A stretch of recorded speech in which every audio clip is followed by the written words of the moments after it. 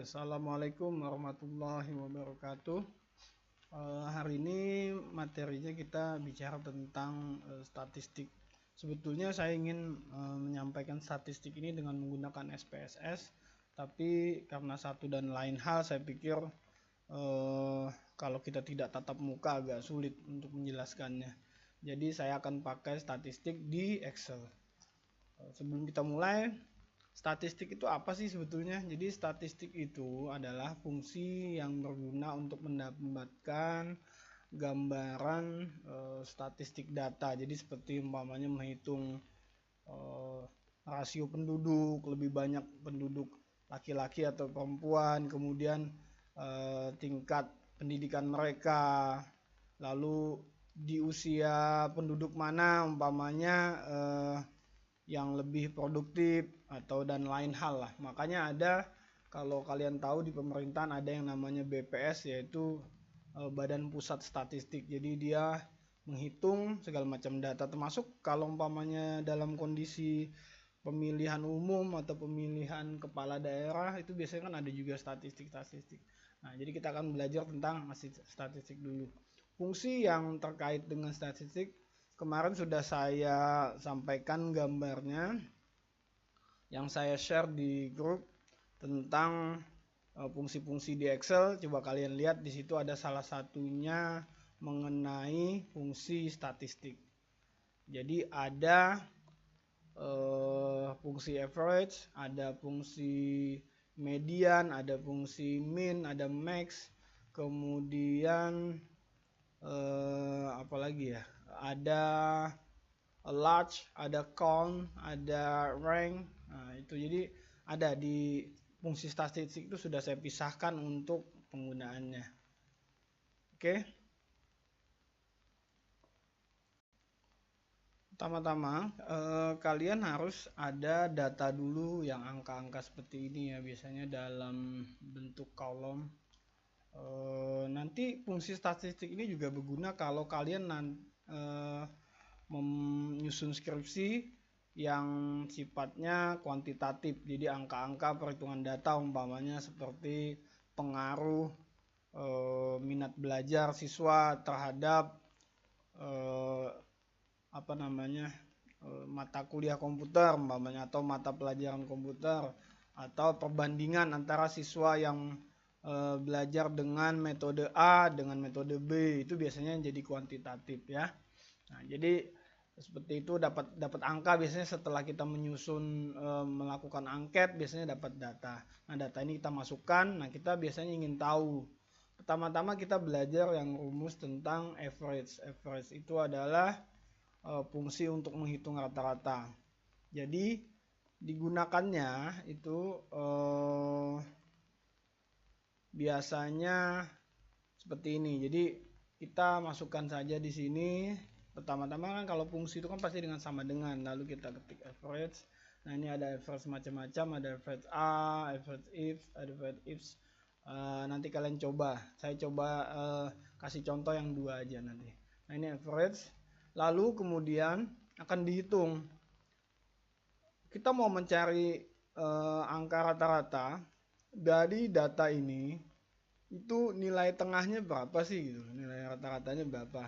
Nah, ini kita short, kita blok seperti ini, kemudian dari mulai angka awal sampai angka terakhir, lalu kita kurung tutup dengan. Nah, kita akan mendapatkan nilai yaitu 6,4. Artinya adalah dalam angka yang ini saya kasih warna kuning ya.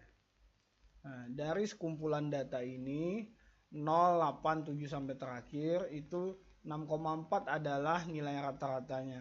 Jadi nilai rata-rata itu adalah semua nilai dijumlah kemudian dibagi dengan berapa data yang kita hitung. Jadi umpamanya 1, 2, 3, 4, 5, ada 5. Nah, itu dijumlahkan semua.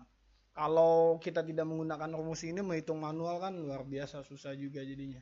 Ya, seperti itu. Jadi umpamanya ini 0 ditambah 8 ditambah 7 ditambah 5 ditambah 6 ditambah 8 tambah 9 tambah 8 tambah 4 tambah 9. Ini kan dijumlahkan semua. ini totalnya ada 10 angka. Nah, dibagi dengan 10, maka dapatnya adalah 6,4 ya. Lalu yang kedua adalah contoh dari average yang if. Apa sih bedanya dengan yang rata-rata yang biasa? Kalau yang average if ini bila kita mau menghitung rata-rata dengan kondisi tertentu. Jadi umpamanya begini ya, kalau kita mau menghitung jadi ada kriteria atau syarat tertentu. Jadi gini, ini sekumpulan data nih. Nah, kita mau menghitung nilai rata-ratanya, tapi jangan dimasukin yang 0 umpamanya. Nah, itu bisa menggunakan average if. Kalau pakai average ini kan takutnya nanti di tengah-tengah sini ada 0. Nah, itu nanti pada saat kita hitung dia akan terbawa, padahal kita nggak mau masukin nilai 0.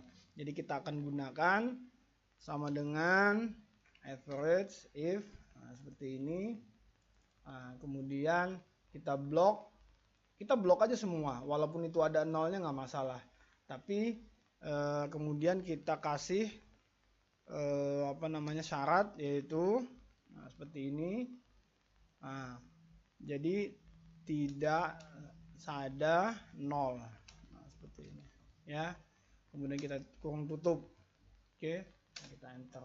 Ya, dia akan dapat ini. Kita bikin format angkanya ke bawah dulu ya, sampai ke bawah menjadi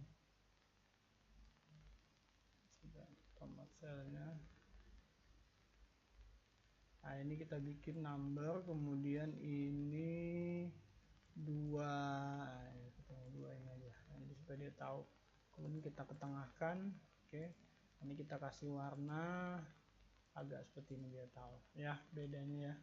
Oke, jadi ini beda kan, liatin rata-rata yang ada 0, kemudian rata-rata. Kenapa beda? Karena yang ini tidak dihitung, berarti kan ini adalah jumlah ini semua dibagi dengan 9. Kalau tadi kan yang ini dibagi dengan 10 ya, karena 0 itu. Nanti kalau di tengah-tengah sini ada 0 lagi, dia tidak akan dihitung lagi.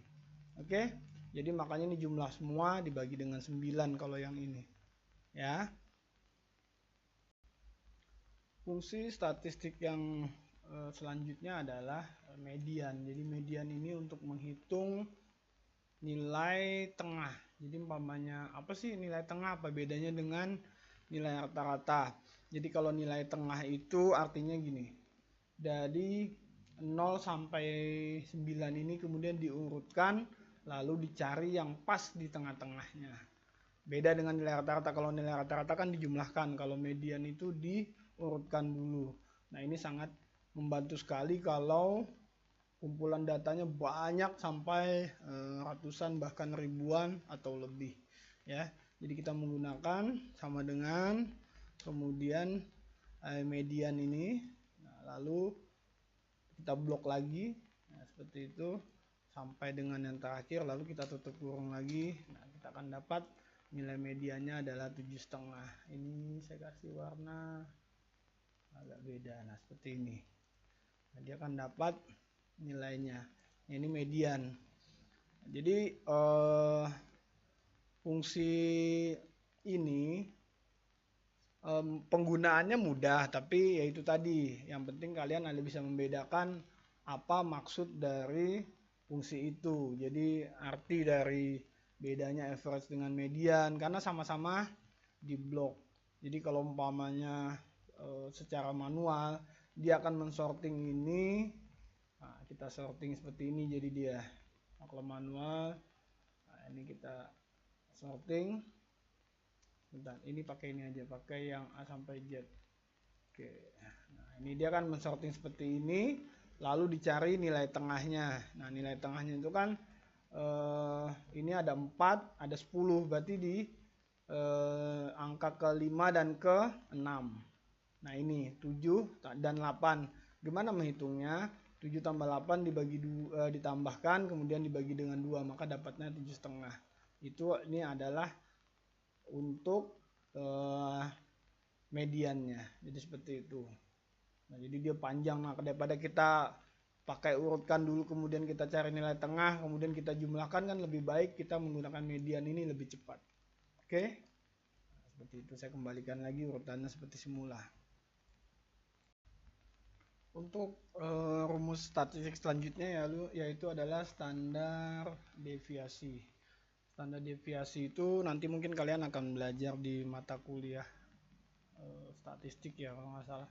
Itu ada standar deviasi, itu adalah ukuran yang digunakan untuk mengukur jumlah variasi atau sebaran sejumlah nilai data. Jadi semakin rendah nilai standar deviasinya berarti semakin mendekati rata-rata dari yang average kita itu loh. Nah, kemudian kalau nilai standar deviasi semakin tinggi berarti semakin lebar rentang variasi datanya. Jadi standar deviasi itu adalah besar perbedaan dari nilai sampel terhadap rata-rata. Jadi umpamanya kita ingin tahu nih nilai yang didapat siswa di satu kabupaten atau di satu sekolah. Populasi siswanya umpamanya totalnya ada 500. Lalu diambil sampelnya 50. Nah, kalau diambil 50 nih berapa standar deviasinya? Nah, kita akan lihat seperti itu ya. Nanti selanjutnya kalian bisa bertanya dengan kalau di mata kuliah statistik. Tapi cara menghitungnya rumusnya kalau secara manual seperti ini. Nah, ini manual seperti ini. Jadi standar deviasi itu adalah N jumlah data, kemudian ini N-nya 1 dibagi jumlah data dikurangi 1, ini N-nya lagi.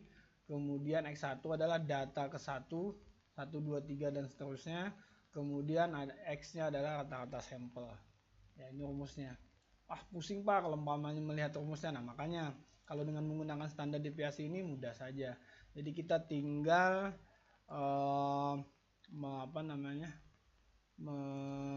meletakkan rumusnya ini di sini sama dengan standar deviasi. Kita pakai yang biasa saja. Nah, ini standar deviasi.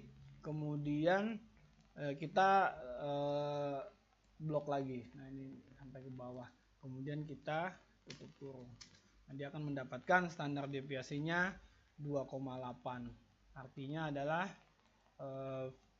variannya ini termasuk mendekati rata-rata lah. Oke,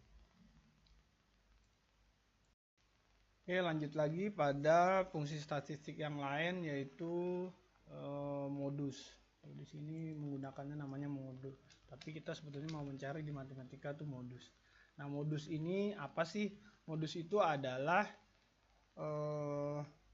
bukan modus yang istilah anak sekarang ya, maksudnya wah nih lagi modus nih, bukan.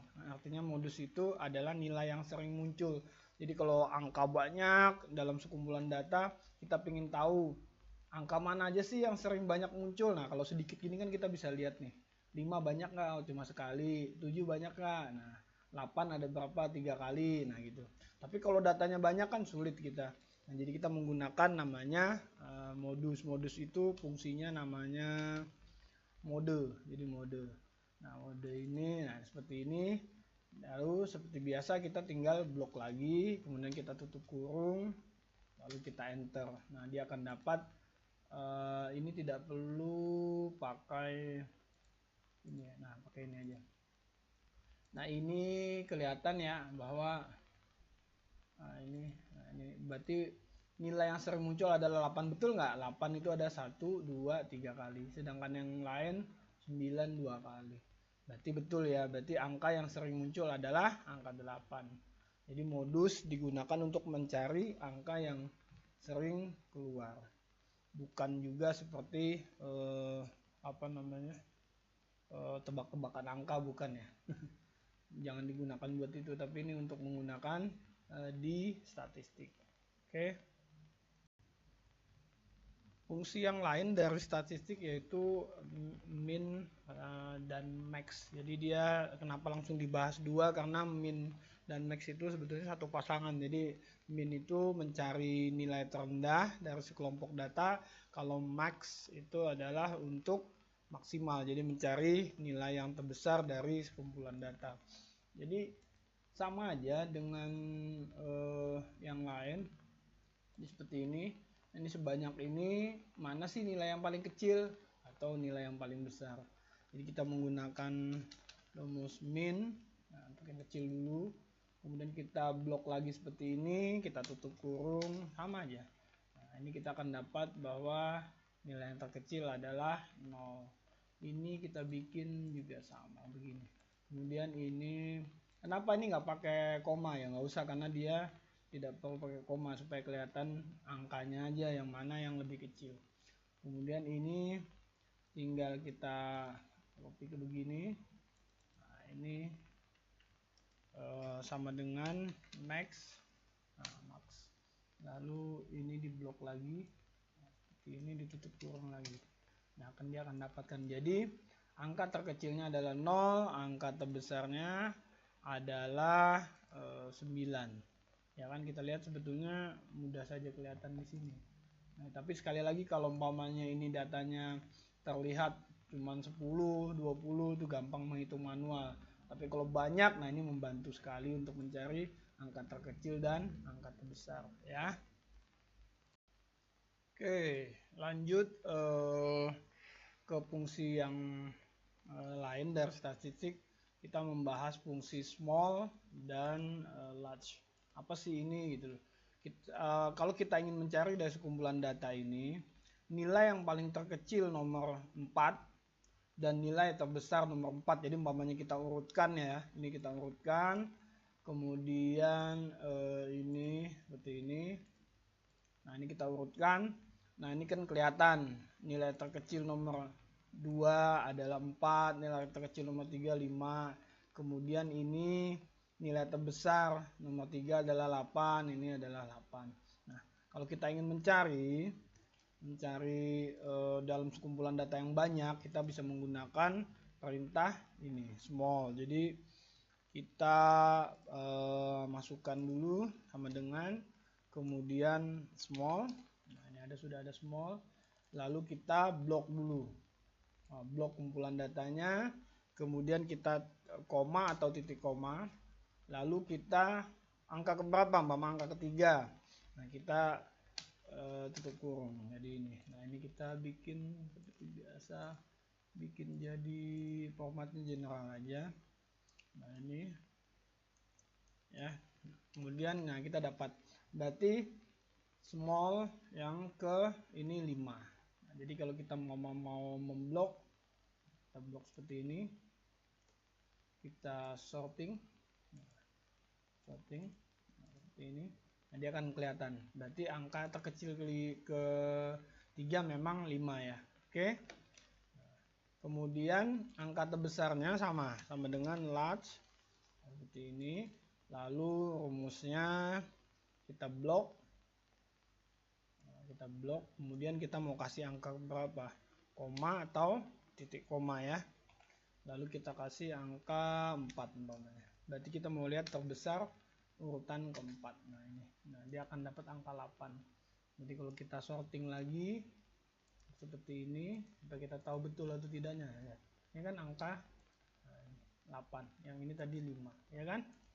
Itu adalah fungsi dari small dan large.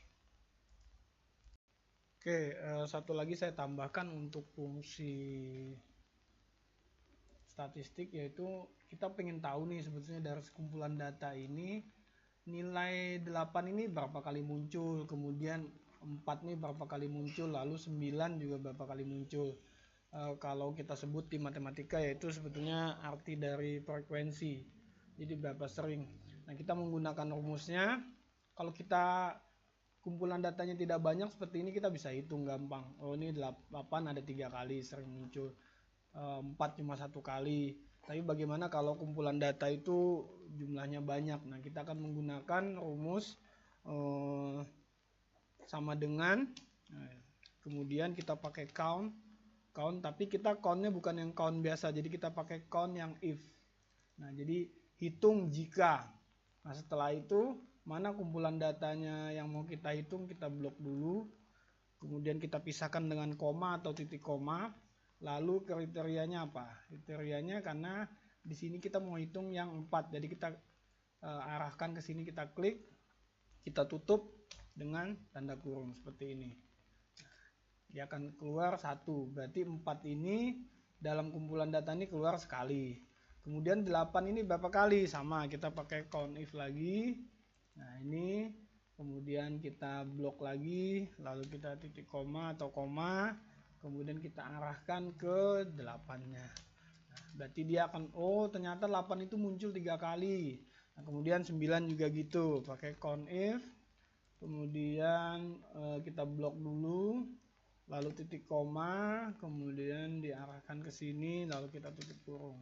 Nah, 2 kali, betul nggak? Oh 9 memang 2 kali. Ya seperti itu.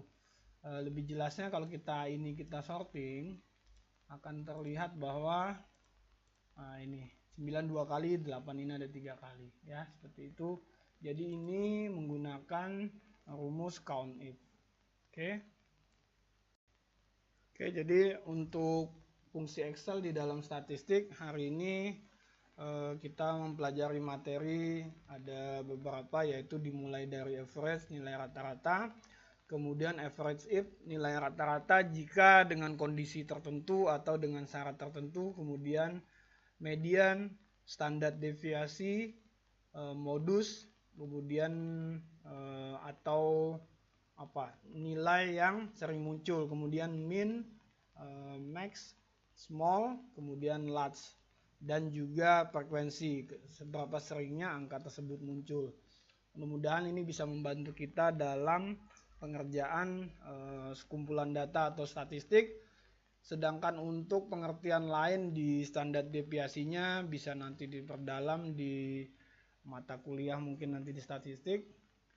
Hal-hal lain yang ada di dalam fungsi statistik bisa kalian coba.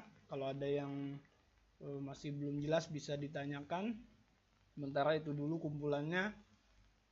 Salah dan kurangnya saya mohon maaf. Wabillahi taufik wal hidayah. Assalamualaikum warahmatullahi wabarakatuh.